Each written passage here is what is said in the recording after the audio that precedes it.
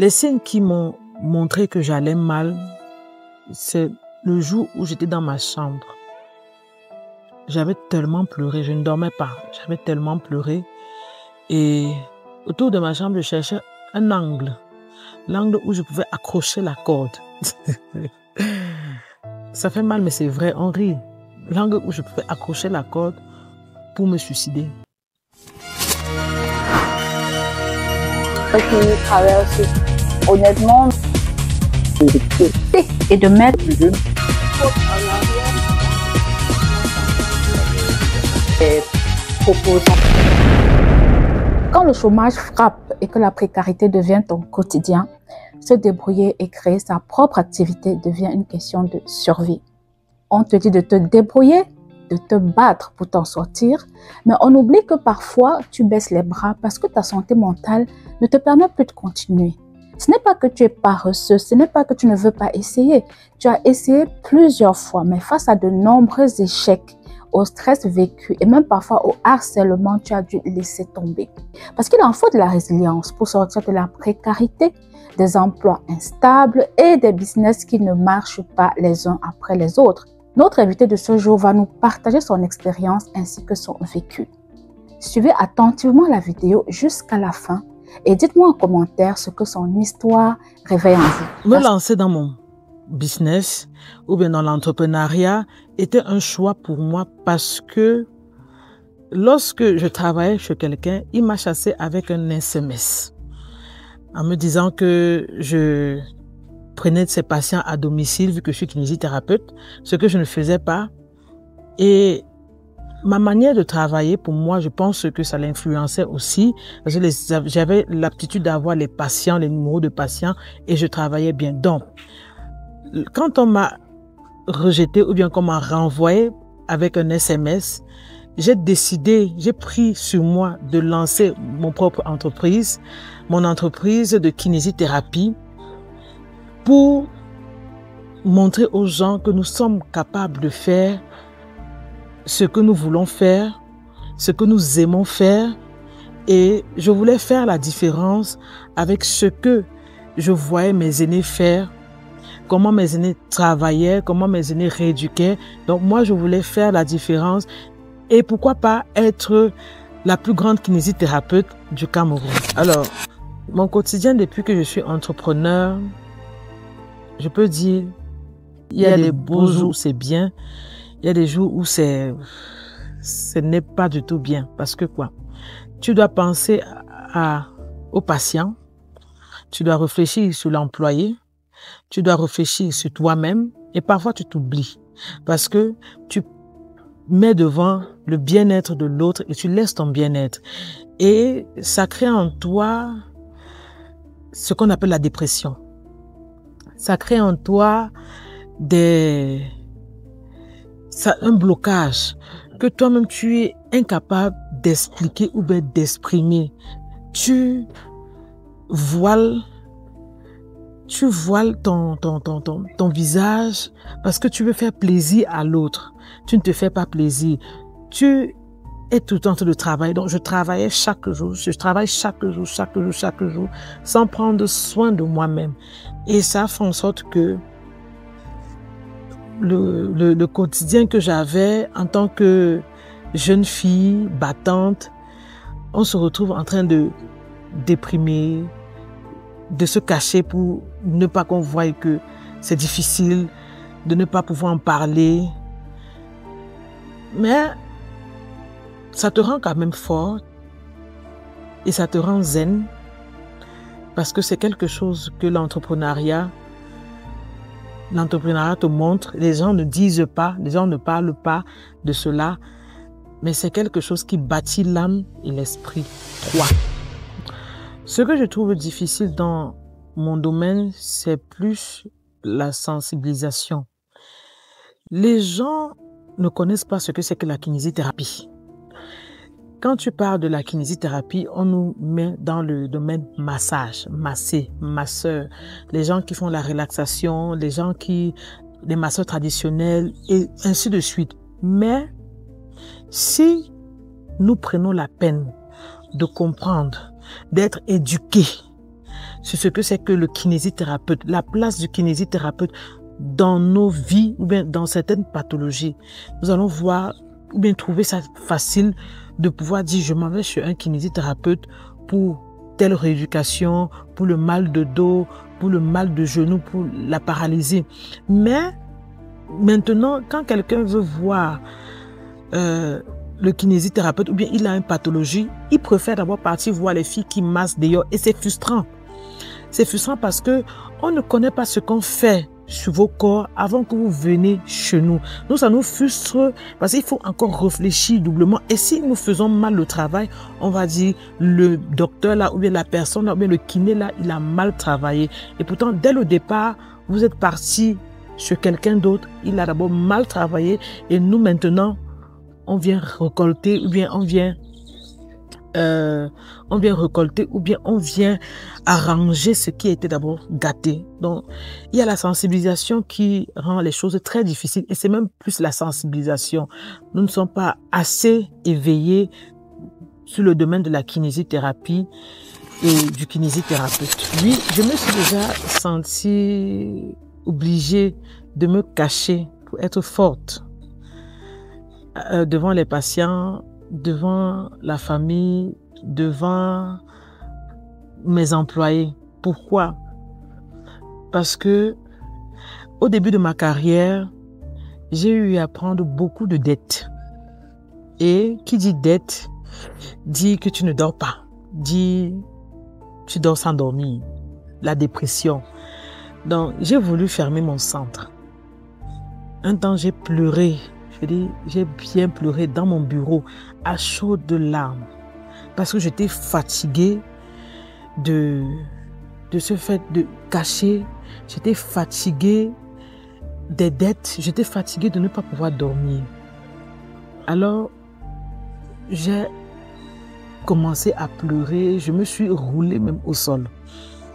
Je me suis roulée au sol et je voulais fermer. Je voulais tout arrêter le centre, tout fermer, rentrer à la maison, partir chercher un boulot qui me permettrait au moins d'avoir un argent chaque mois. Mais une de mes filles, que je remercie toujours, que je n'oublierai jamais, quand j'ai dit je vais fermer, elle m'a dit, maman, parce qu'elle m'appelait maman à l'époque, jusqu'à présent elle m'appelle toujours maman. Elle m'a dit, si tu fermes, qu'est-ce que nous allons faire? Si tu fermes, comment est-ce que moi, je vais faire? Parce que ce que tu as créé, c'est pour nous. Ce n'est pas pour toi. C'est pour notre génération future. Et je remercierai toujours Priska pour cela, parce que c'est elle en fait qui m'a montré l'importance de mon centre à cette époque-là. Parce que c'était vraiment difficile et maintenant je suis toujours là-bas. Chercher un moyen de pouvoir m'en sortir m'a toujours épuisée. Parce que tu dois réfléchir. Quand tu es seul dans une entreprise, même dans un business, c'est toi la tête. C'est toi, comme on dit souvent, le moyen dur, le moyen solide. Donc, tu dois réfléchir sur comment est-ce que tu dois évoluer chaque année. Tu vois ce que les collègues font, ce qu'ils ne font pas. Comment est-ce que tu dois améliorer tel matériel? Comment tu dois acheter un matériel? Et quand tu donnes un montant à un patient, il va trouver que c'est cher. Il trouvera que c'est cher, mais il ne connaît pas, il ne comprend pas comment est-ce que sa pathologie te donne du stress parce que tu ne dors pas. Il va venir avec une douleur lombaire ou bien lombo-sciatique. Tu ne vas pas dormir du fait que tu dois réfléchir. Est-ce que la technique que je vais utiliser sera bien adaptée en fonction de sa pathologie? Donc, travailler seul, travailler en étant la seule personne qui réfléchit pour son business, pour son centre, pour l'évolution de son centre, c'est épuisant, c'est fatigant.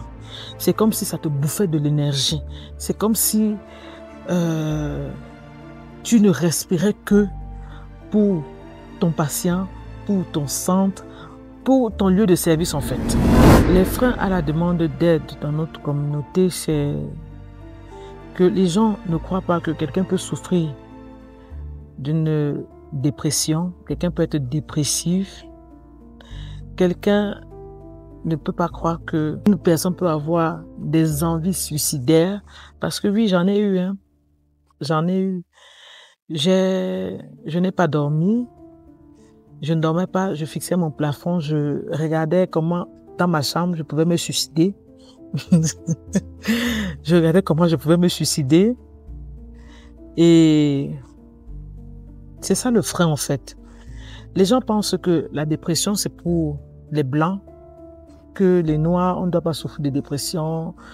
Quand tu es dépressif, il faut juste prendre de la bière, tu bois. Il faut juste manger un bon plat. Après, tu peux dormir. Mais non, ce n'est pas ça. Aujourd'hui, je peux dire que oui, je suis passé par là, mais avant, ce n'était pas ça. C'était difficile d'en parler parce que les gens ne comprennent pas le fait que tu aies un problème mental. Le fait que tu veux t'exprimer sur quelque chose et ils n'ont pas d'oreille à pouvoir t'écouter. Tu allais d'abord dire à qui? Tu allais parler à qui? Tu allais exprimer, parler de quoi à qui? Qui devait te comprendre parce qu'ils vont te dire que moi aussi j'ai mon problème, j'ai mes problèmes. Alors tu restais calme, tu ne parlais pas, tu subis, tu pleures. Et tu laisses la suite, tu laisses le temps passer. Et peut-être au fil du temps, ça pouvait passer comme ça ne pouvait pas passer. Les signes qui m'ont montré que j'allais mal, c'est le jour où j'étais dans ma chambre. J'avais tellement pleuré, je ne dormais pas. J'avais tellement pleuré. Et autour de ma chambre, je cherchais un angle. L'angle où je pouvais accrocher la corde. Ça fait mal, mais c'est vrai, on rit. L'angle où je pouvais accrocher la corde pour me suicider, pour me ôter la vie. Parce que j'étais fatiguée. Je ne voyais pas d'évolution. Je me demandais si je devais continuer ou pas. Je ne dormais pas. J'avais les dettes. Et tu ne peux pas parler de cela parce que quand tu sors, tu souris. Mais quand tu entres dans ton secret, tu veux te pendre. Tu pleures. Tu passes tes nuits à pleurer. Tu te réveilles à 3 heures du matin en sursaut. Quand tu te réveilles à 3 heures du matin en sursaut, plus de sommeil. Parce que tu réfléchis, tu réfléchis, tu réfléchis. Et là, c'est où tu comprends que ça ne va pas. C'est où tu comprends que tu vas mal. Comment dire à mon entourage, à mon frère, à ma soeur, que je suis dépressif? Tu vas expliquer l'autre là comment? Que, boum, comme tu me vois là, ici dedans, ça ne fonctionne pas. Ça, je ne connais plus comment gérer ça. Tu ne peux pas expliquer. Tu ne peux pas. Parce que ça ne se voit pas. Il ne va pas comprendre en fait. Il ne va jamais comprendre comment est-ce que tu es dépressif. Pourquoi est-ce que tu es dépressif même d'abord? Parce que quoi? Le travail? Parce que l'entrepreneuriat? Non. Donc, je ne peux pas dire que j'ai dit à mon entourage que ça n'allait pas. Je ne vais pas... Je me suis pas exprimée sur cela parce que je me suis dit, je vais faire moi seule, je vais gérer moi seule, je vais subir, je vais avancer. Et je me demandais toujours que ma mère qui est photographe, qui a toujours travaillé seule, elle a fait comment pour gérer la dépression? Est-ce qu'elle était même dépressive? Donc, je gérais moi seule et je ne disais à personne. Parce que je ne voulais pas dire. Et je ne voulais pas qu'on me regarde comme quelqu'un qui devient folle. Quelqu'un qui a peur. Quelqu'un qui ne peut pas. Je voulais qu'on me regarde comme quelqu'un qui est forte. Qui peut avancer malgré les difficultés. Tu vas te plaindre. Tu vas te plaindre d'abord à qui? Tu vas te plaindre, on va t'écouter. Tu vas te plaindre, on va te demander que comme tu te plains là, les autres qui sont passés par là sont morts. Donc, te plaindre d'abord. Pourquoi? Et en fait, même quand tu te plains, la personne sur qui tu te plains, sa réponse va d'abord te diminuer, va te frustrer, va faire en sorte que tu te bloques directement. Et tu vas dire, ok, je ne m'avance plus, je ne pars plus me plaindre. Mieux, je reste dans mon coin et je subis. Parce que tu as l'impression que en te plaignant, les gens pensent que tu ne connais pas ce que tu fais ou bien tu ne connais pas ce que tu veux. C'est vrai, ça va te diminuer, tu vas te sentir mal en te disant que mais les autres aussi, ils ont avancé. Ils font comment pour avancer? Pourquoi est-ce qu'ils avancent et moi je n'avance pas? Ça va te faire poser, te questionner. Et parfois même tu te questionnes, tu ne retrouves même pas de réponses. Parfois tu as juste besoin de parler, mais la personne qui est en face de toi n'est pas réciproque. Tu fais comment? Tu te tais, tu avances et tu subis cela. Est-ce que j'ai déjà eu ou bien voulu abandonner? Oui. Oui, l'entrepreneuriat, c'est le cardio. L'entrepreneuriat n'est pas le grand frère mais le petit frère de quelqu'un. L'entrepreneuriat n'est pas facile. J'ai voulu abandonner maintes fois. Maintes fois. Pourquoi? Parce que j'étais fatiguée. Parce que je ne trouvais plus le sens de pourquoi est-ce que je continue. Parce que je n'avais plus la vision de ce que je voulais. Parce que je voulais qu'on m'encourage en fait. Je voulais être encouragée parce que j'étais bloquée mentalement. Comme j'ai dit, j'ai beaucoup pleuré. J'ai beaucoup pleuré parce que j'avais beaucoup dépensé. J'ai voulu fermer. Mais le simple fait que ma fille m'a dit, si je ferme, pourquoi est-ce que, ou bien comment est-ce que eux ils feront? C'est ça qui a fait en sorte que je n'ai pas abandonné la première fois. Mais la deuxième fois, je voulais abandonner. Ce n'est pas facile. Être entrepreneur dans notre environnement, c'est qu'il faut avoir, comme on dit, le cœur. C'est le cardio. Il faut avoir le cœur de supporter. Tu supportes les patients. Tu supportes les employés. Tu supportes les gens qui viennent pour les impôts, pour la mairie, les impôts. Tu supportes tout ce monde-là. Comment est-ce que toi, en tant que jeune entrepreneur, tu vas vouloir continuer? Tu vas fermer. Tu vas fermer.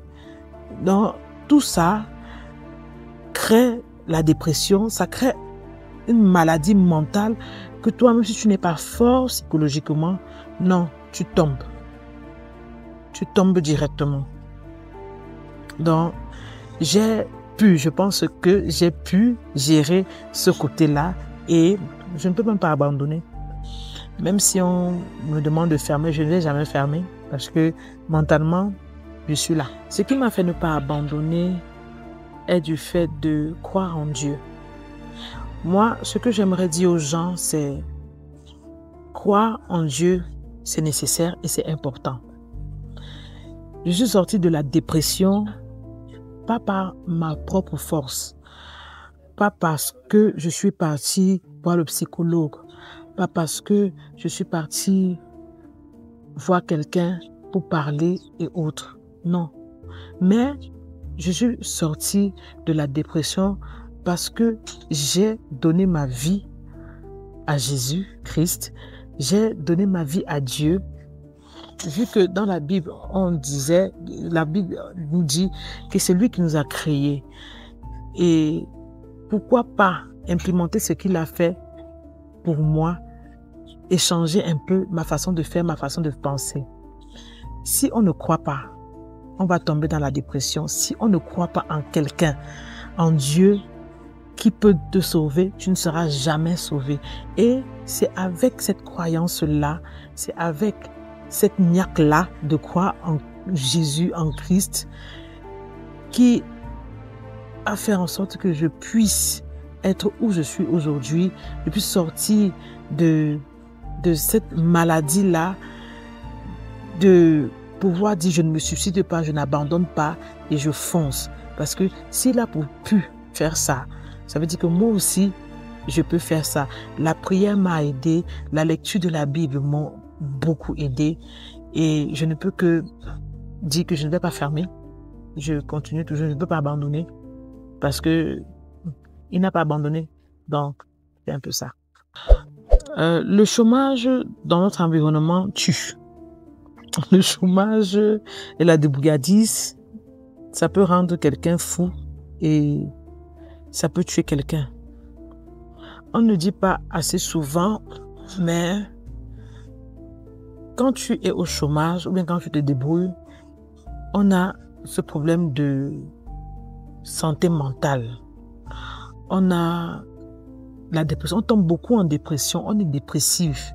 Les gens ne vont pas le dire parce que c'est un tabou, parce que on a honte, parce que nous sommes africains et on dit que ce sont les choses des blancs. Mais les gens en souffrent beaucoup, les gens meurent. Tout le monde veut l'Eldorado qui est en Europe. C'est pour ça qu'ils veulent partir, parce qu'ils se disent ici, c'est trop saturé, ça tue à petit feu. Et c'est vrai, ça tue. Le chômage nous tue à petit feu. Il faut être fort psychologiquement, il faut être fort parfois spirituellement même pour pouvoir tenir le chômage, pour pouvoir tenir la débrouillardise. Et ce n'est pas tout le monde qui peut le faire. Ce n'est pas tout le monde qui peut avancer comme ça. Mental Science m'a appris à comment mieux gérer ma dépression parce que c'est vrai que si j'avais su ça depuis, c'est que je n'aurais pas voulu me suicider. C'est que je ne pleurais plus comme je pleurais, comme je pleurais avant. Avec Mental Science, ça développe ton mindset, ça développe ton mental et ça te fait voir une vie autre. Comment tu peux mieux vivre malgré les difficultés et l'entrepreneuriat. Comment tu peux gérer ton anxiété et ta dépression. Donc, je veux dire merci beaucoup à la promotrice de Mental Science de nous donner cette opportunité de nous exprimer et de nous montrer comment est-ce que nous pouvons gérer notre santé mentale tout en restant joyeux et en se focalisant sur ce que nous voulons. Ce qui m'aide souvent à gérer ma santé mentale, c'est le sourire parce que je prends la peine de rire, de tout le temps être joyeuse, de ne pas me focaliser sur mes problèmes, de ne pas me focaliser sur mes difficultés et je prends ma vie spirituelle au sérieux. Je lis ma Bible, je médite, je prie. Je peux dire c'est ça en fait qui me permet d'évoluer, de prendre soin de ma santé mentale. Si je veux sortir, je sors. Si je veux manger quelque chose, je mange. Je me prive de rien. Je prends soin de moi. Parce que prendre soin de soi, parfois, ça t'aide. Ça t'aide à évoluer, ça t'aide à ne pas rester dans ton petit cocon, te déprimer. C'est un peu ça. Beaucoup de prières, beaucoup de spiritualité. Merci. Je suis Estelle Geneviève Pokam, kinésithérapeute, promotrice du centre Femi Kinésithérapie, du concept Espace Kiné, on vous répond, danse avec le kiné. Je suis située à la montée Anne Rouge, en face de la maison du café. Nous faisons les séances de rééducation, réhabilitation et réinsertion en kinésithérapie. La santé mentale des entrepreneurs est un facteur très important de leur réussite. Que ce soit leur famille, leurs amis, leur entourage et même le contexte dans lequel ils vivent. Formez-vous, ayez des mentors. Choisissez soigneusement votre voie. Oui, parce que parfois tu es passionné par quelque chose, mais ça ne suffit pas. Est-ce que tu as suffisamment des ressources pour faire fleurir ton business là où tu te trouves? Ayez du discernement quant à ces choix-là et sachez également vous entourer. Parce que l'entrepreneuriat s'accompagne de beaucoup de sacrifices, beaucoup de stress financier, beaucoup de risques, beaucoup de pertes et beaucoup de pression. Il faut savoir vraiment dans quoi est-ce qu'on s'engage. Donc, entourez-vous de personnes qui sont peut-être dans le même domaine que vous, qui font déjà ce business-là et surtout faites attention aux signes de santé mentale, aux signes de dépression, aux signes d'anxiété. Pour en savoir plus à ce sujet, je vous invite à consulter mes autres vidéos sur la chaîne qui parlent de la dépression, du stress chez les jeunes et des problèmes de confiance en soi. Je vous dis à très bientôt pour une nouvelle vidéo.